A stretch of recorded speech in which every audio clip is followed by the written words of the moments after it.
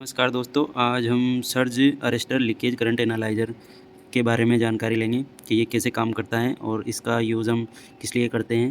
तो चलिए शुरू करते हैं।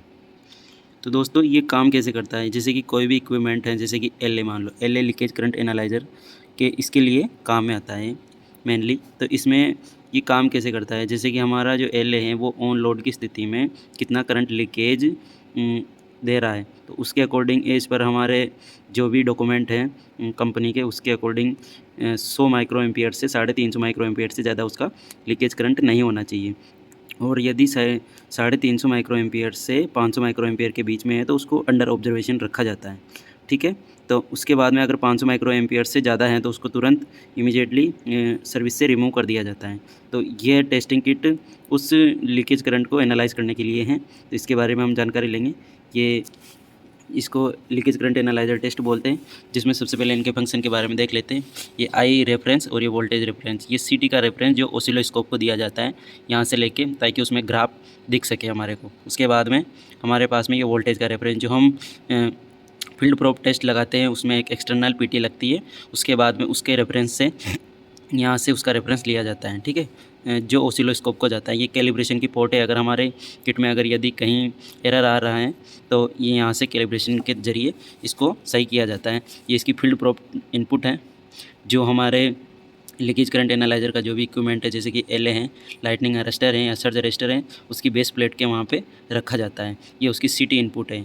जो सर्ज अरेस्टर है, जो हमारे सर्ज काउंटर मीटर में आता है, वो जो केबल आती है उसके इनपुट में इसको कनेक्ट किया जाता है। ठीक है, ये इसकी मास्टर अर्थिंग है जो हम पोल से कनेक्ट कर देते हैं।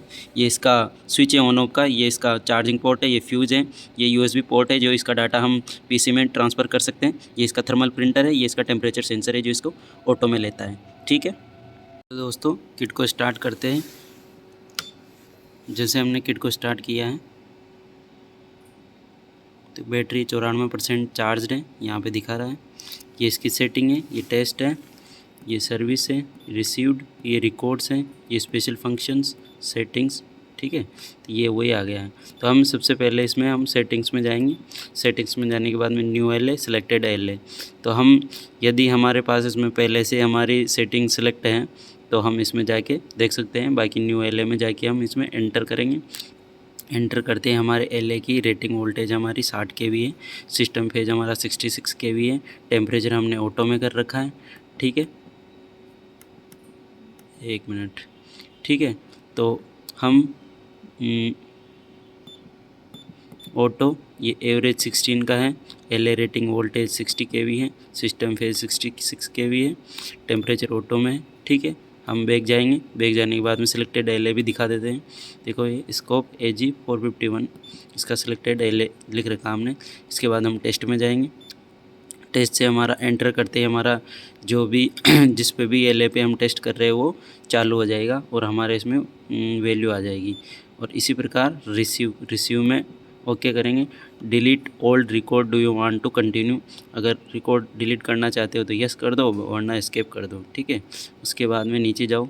ये रिकॉर्ड्स जो भी तुमने इसमें रिकॉर्ड सेव किए है वो रिकॉर्ड्स आएंगे। ये इसमें स्पेशल फंक्शंस में ओके करोगे। एरर मैसेज कितना है, करेक्शन फैक्टर, ये ओके किया। करेक्शन फैक्टर हमने इसमें 1 ले रखा है। ठीक है, उसके बाद में ये क्लॉक है, ये क्लॉक है जो इसमें चल रही है। ठीक है, उसके बाद में ये टेम्परेचर है, टेम्परेचर को ओके किया, 20 डिग्री। ठीक है, सेट है, जो आइडियल कंडीशन में है। ठीक है, उसके बाद में ये सिस्टम हार्मोनिक कंपेंसेशन, ये calibration check, initialization, firmware status, ये एरर मैसेज। ठीक है, तो ये हमने स्पेशल फंक्शन चेक कर लिए। ये इसकी सेटिंग में सेम वही एलए वाला आ गया। तो इस प्रकार हमने इसकी सारी फंक्शन चेक कर लिए कि कैसे क्या होता है।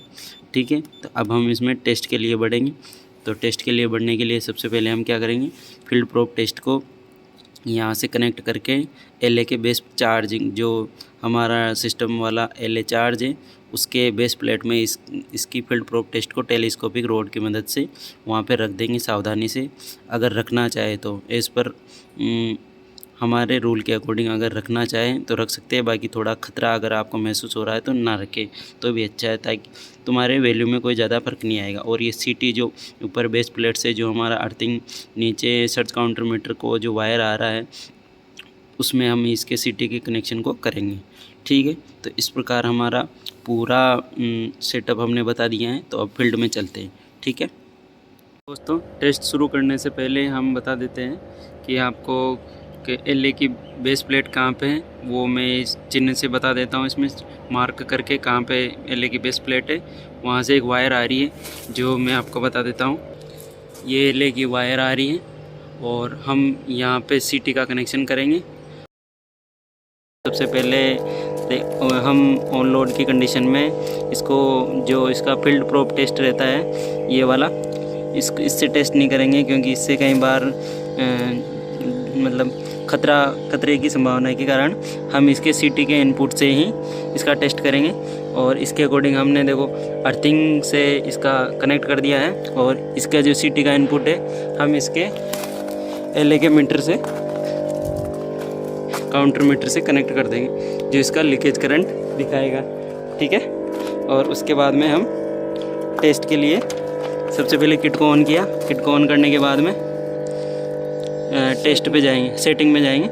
सेटिंग में जाने के बाद में न्यू एलए सेलेक्ट करेंगे। उसके बाद में एलए की रेटिंग जो होगी हमारी वो सिलेक्ट कर दी हमने 52 kV, और 66 kV का हमारा सिस्टम है। टेम्परेचर ऑटो पे सेट है, एवरेज 16 कर दिया है।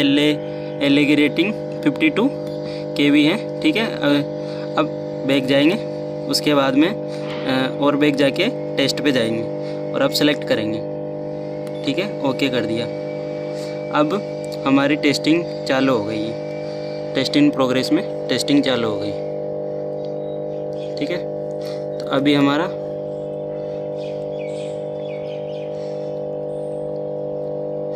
जो एक्चुअल वैल्यू है वो आई है, देखो IR 1 माइक्रो एम्पियर, और एक आई करेक्शन में आई है 0 माइक्रो एम्पियर, टोटल आई है 1 माइक्रो एम्पियर। ठीक है, जो एक बढ़िया वैल्यू है। ठीक है, तो इस प्रकार से हम एलए लीकेज करंट एनालाइजर से टेस्ट से कर सकते हैं और इसको प्रिंट दे सकते हैं। प्रिंट देने के बाद में ये हमारे पास इसका प्रिंट आ जाएगा। ठीक है, जैसे कि दोस्तों मैंने ये रिपोर्ट शेयर की है ऑन लोड ट्रांसफार्मर की, जिसमें LA type, ID number, location वगैरह, जिसमें एलए की रेटिंग है 60 kV और सिस्टम फेज वोल्टेज है 66 kV, टेम्परेचर वगैरह, टाइमिंग।